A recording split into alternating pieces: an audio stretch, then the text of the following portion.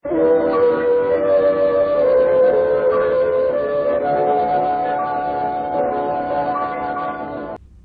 assalamualaikum Sobat Meng. Kali ini aku mendapatkan sebuah kisah yang mungkin bisa jadi pelajaran untuk kita, terutama dalam hal mistis dan segala sesuatu tentang praktik ilmu hitam. Cerita ini sudah berizin dengan penulis dan disebarkan bukan untuk menyebarkan masalahnya, namun untuk meluangkan waktu agar kita bisa berpikir secara sehat. Oke guys, gak usah berlama-lama lagi, langsung aja kita dengerin ceritanya.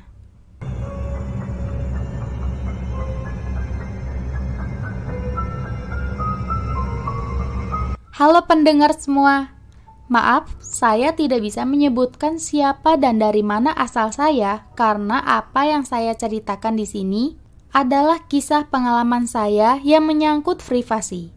Namun, saya rasa saya perlu menceritakan ini. Selain untuk pelajaran bagi pendengar, saya juga berharap nantinya akan ada saran-saran dan jalan keluar yang bisa pendengar berikan kepada saya setelah mendengar apa yang saya alami. Saya seorang perempuan yang beberapa tahun ke belakang sangat aktif di salah satu sosial media. Dari aktivitas di media sosial inilah saya mengenal orang ini. Sebut saja Mr. X. Kami berkenalan benar-benar hanya melalui media sosial, tanpa bertemu secara langsung. Kami hanya sebatas tahu nama satu sama lain, dan beberapa kali mengobrol via chat. Saya akui ia awalnya adalah orang yang terkesan ramah, humoris, dan salah satu membuat orang ini menarik adalah dia memiliki kelebihan. Kelebihan di sini mengarah kepada hal-hal mistis yang menurutnya dahulu ia gunakan untuk yang tidak-tidak. Namun, setelah dia sadar ini salah dan ia bertaubat. Walaupun ia masih memiliki ilmu itu, tapi ia tidak menggunakan lagi ke hal-hal yang negatif seperti dulu. Dia sempat membuktikan tentang kemampuannya ini kepada saya. Dia bisa melihat saya walaupun kami berada di lokasi yang berjauhan. Dia bisa tahu saya memakai baju apa, sedang melakukan apa, dan bahkan mengetahui masa lalu saya yang saya tidak pernah ceritakan kepada dia. Bahkan, ia pernah membuktikan salah satu kemampuan lainnya, yakni dengan memegang tangan saya dari jauh. Ya, terdengar aneh. Tapi, saat itu saya merasakan lengan saya seperti disentuh seseorang. Padahal, saya sendirian. Lalu, di chat itu dia bilang, "Kerasa gak? Itu gua." Saat itu saya takjub. Obrolan kami santai awalnya, hanya membicarakan beberapa hal di internet, dan terkadang bercanda atau mengobrol seputar hobi kami. Sampai akhirnya ia mendapatkan akun pribadi saya, yang di dalamnya saya memposting full wajah dan fisik saya. Ya karena selama ini kami hanya berinteraksi lewat akun anonim dengan foto diri yang terbatas. Entah kenapa sejak itu ia mulai lebih instan lagi chat dengan saya dan mulai mengarahkan obrolan ke hal-hal yang bersifat bercocok tanam. Kadang guyonan itu tidak saya tanggapi dan memilih hanya membacanya saja. Tapi tak lama kemudian Mr. X mengaku ia memiliki ketertarikan dengan saya. Lebih spesifik lagi, ia tertarik dengan Nutrijel kembar saya. Jujur, saya merasa itu sebagai suatu serangan. Terlebih dia menggunakan kata terobsesi kepada saya di chat itu. Sejak itu, saya mulai menjauh dan tidak menanggapi lagi chat-chat dari dia. Kenapa? Saya tidak segera memblokirnya, entahlah. Saat itu saya merasa takut jika memblokir orang ini. Saya seakan-akan sudah tidak sopan. Saya lebih memilih mendiamkan orang ini aja. Hingga suatu seketika, chat dari dia masuk di saat saya sedang membuka medsos. Di chat pertama, dia suruh saya membaca kalimat yang akan dia kirim cepat-cepat. Tak lama kemudian, ia mengirim sebuah kalimat yang cukup panjang, berbahasa Jawa, dengan nama saya terselip di akhir kalimat tersebut. Saat itu, fokus pada nama saya di akhir tanpa sempat membaca awalan kalimatnya. Lalu, Tiba-tiba chat tersebut ditarik dan hilang dari room chat kami. Saya saat itu sempat men-screenshot tulisan tersebut tanpa membaca awalan chat itu sama sekali. Saya sempat mengingat ada 2 kata sebelum nama saya. Dan ketika saya coba share, ternyata kalimat tersebut adalah semacam mantra semar mesem yang membuat pembaca mantra tersebut tergila-gila dengan si pemberi mantra. Setelah chat tersebut ditarik, dia kembali chat saya dan bilang bahwa efeknya lama-kelamaan akan saya rasakan dan dia akan mendapatkan saya. Walaupun sudah tahu orang ini mau berbuat buruk kepada saya, nyatanya saya dengan sulit menjauh atau memblokir orang ini dari medsos saya. Namun demikian, saya benar-benar coba membatasi interaksi saya. Jangan tanya kenapa. Saya tidak bisa memblokirnya karena saya sampai sekarang tidak tahu kenapa. Hingga akhirnya orang ini mencoba menghampiri saya, ketemu langsung di kota saya. Dia chat, ia benar-benar mengatakan tujuannya bertemu saya adalah untuk melakukan bercocok tanam dengan saya di salah satu hotel. Oh iya, saat itu saya belum menikah, sedangkan orang ini sudah. Saya dengan tegas dan emosi menolak ajakan tersebut. Di sana, entah kenapa keberanian saya akhirnya muncul untuk membentak dan mengancam orang ini. Saat itu, ia surut dan meminta maaf. Dan sekali lagi, alasannya adalah obses kepada saya. Hanya beberapa waktu kemudian, ia kembali lagi. Namun, dengan ancaman. Intinya, dia mengatakan bahwa walaupun saya menikah dengan orang lain, punya anak dari orang lain, tapi saya akan bisa jadi milik dia dengan cara lain.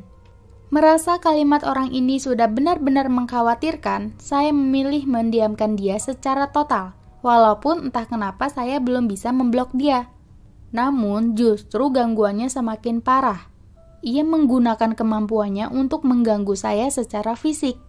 Kadang, tangan saya terasa disentuh sesuatu ketika saya sadar. Beberapa detik kemudian dia chat saya dan bilang, "Itu gua, kerasa kan? Jangan macem-macem lu." Tapi saya nggak gubris itu. Gangguan orang ini semakin hari semakin menjadi. Sentuhan-sentuhan itu saya rasakan berkali-kali dalam sehari. Mulai dari sentuhan tangan sampai gak usah saya sebutin, paham kan? Dan setiap menyentuh saya, dia selalu memberikan testimoni bahwa apa yang baru saya rasakan adalah perbuatan dia. Ketika saya sedang diisengi oleh orang ini, jujur, saya merasa stres dan frustasi. Bagaimana caranya melawan sesuatu yang tidak bisa saya lihat dan sentuh? Bagaimana saya bisa memberitahu orang lain bahwa saya saat itu sedang diapa-apain? Bahkan, ancaman saya melalui pesan singkat pun tidak digubris oleh orang ini. Berbulan-bulan saya lalui dengan gangguan fisik ini secara terus-menerus. Hingga akhirnya, saya menemukan seorang laki-laki soleh yang benar-benar menyayangi saya. Kami pun menikah dan saya pindah domisili mengikuti suami saya. Saya kira dengan keberadaan suami saya, gangguan tersebut akan berkurang. Nyatanya tidak. Setelah menikah, bahkan saya tahu bahwa sentuhan itu tidak hanya berupa sentuhan. Manusia bejat ini sudah melakukan lebih dari itu. Dia sudah bercocok tanam saya selama saya tidur. Hal yang selama ini saya tidak tahu dan baru diketahui oleh suami saya karena melihat gerak-gerakan saya janggal ketika saya tidur. Maaf, saya tidak bisa menjelaskan secara detail. Ketika mengetahui ini, suami saya suruh saya bangun, berwudu, lalu berzikir, dan membaca Al-Quran bersama. Setelah suami saya menceritakan apa yang ia lihat dan bertanya apa yang terjadi. Di sana, saya menceritakan apa yang saya alami sebelum menikah dengannya. Biasanya setelah kami berdoa dan berzikir bersama, dengan begitu perbuatan Mr. X ini akan menghilang. Seketika, namun tak lama lagi kembali. Suami saya sampai rela bergadang demi bisa mengamati saya tidur dan menjaga agar saya tidak diperlakukan begitu lagi.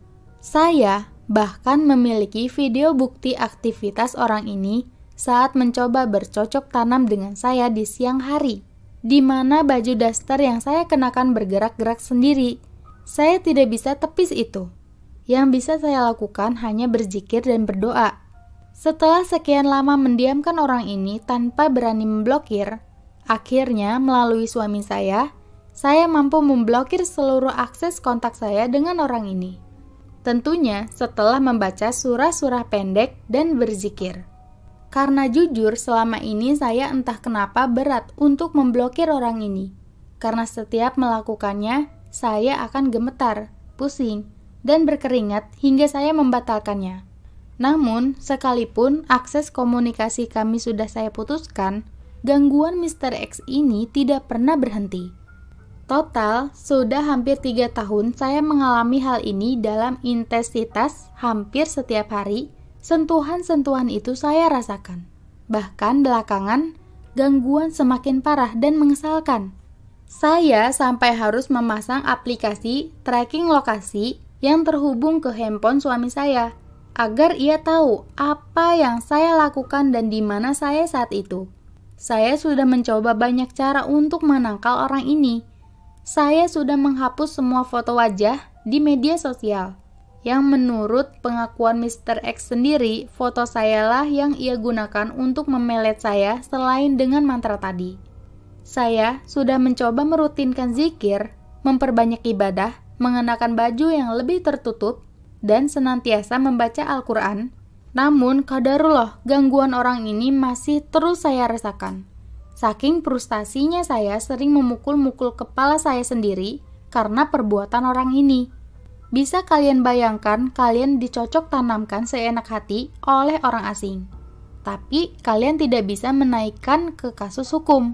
Saya dan suami saya bahkan pernah mendapati bayangan orang ini saat dia mencoba menyentuh saya di suatu waktu sebelum dibacakan ayat-ayat suci oleh suami saya. Tapi, apa yang bisa saya laporkan? Masa iya saya lapor bahwa saya dicocok tanamkan sama bayangan hitam? Tidak mungkin kan? Sampai saat ini, saya terus mencoba lepas dengan cara-cara Islami.